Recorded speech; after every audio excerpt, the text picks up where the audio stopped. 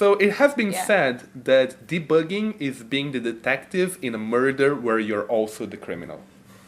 Nerd.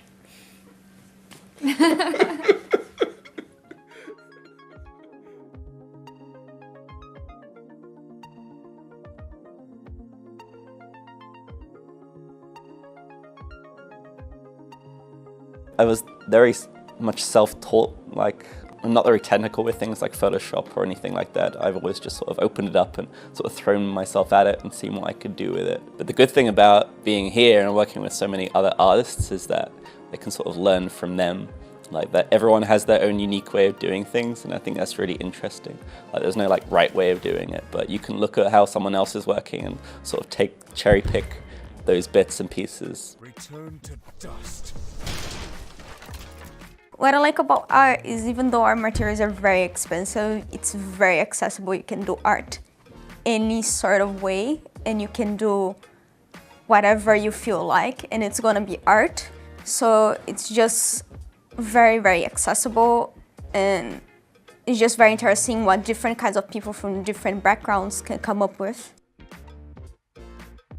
For me, it's more of an attention span type thing. Like, if it's a spreadsheet I said earlier, I'll like zone out, I'll just look through it. But I'll always need to like be drawing something or doodling. It's like, sort of, it helps me like think sometimes. Like I'll be sketching something or on the phone to someone and like I'll look at it later and it won't be anything, but it's just sort of a relaxing thing to me. And pixel art I find quite relaxing in itself. It's almost, when you're like zoomed in like 8 times and you're trying to make this object that's like minuscule have like visual meaning, like it's almost like a puzzle because you're moving these like little blocks around. And like, you know, the difference between it looking like something and not looking right is like, could be like 1 or 2 pixels. When you have restrictions is when artists can really thrive because they actually need to find loads of solutions and like think through before they do something and actually, for example, having a restricted palette like you having pixel art or restricted size, it makes you come out with like really intelligent solutions for just showing what you want to convey.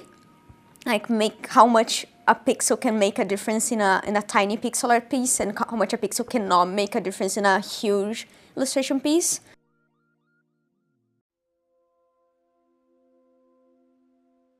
I would just spend hours just sort of doodling in MS Paint and like, you know, everything in MS Paint was comprised of pixels. So that's kind of how I remember sort of getting into it. And over years I would actually do little animations in MS Paint. I would draw each frame individually and then there'd be like these weird programs you can get online that would piece them all together, like GIF Maker or something. And so that's kind of how I got into the whole space. Like I would make them and then show them to people at school. I remember that was a teacher of mine when I was studying concept art, that he would say like an artist from Brazil and an artist from Canada are gonna draw the sky completely different because of what they live with. So seeing all those tiny influences in every single piece is so interesting. There's so much history and story behind every single piece of art. I think programming itself is an immensely rewarding activity. For one, it never gets repetitive. Every new thing you have to program is basically a new puzzle you have to solve. And some puzzles might be similar to other puzzles you've solved before, UI. But some things are like, whoa, I have to do some research and I'm gonna have to figure out, come up with a few ideas, see which of them are practical, and then like, oh, there's a bug, I have to investigate the cause. Performance is bad, how can I rearrange these things so it's more efficient?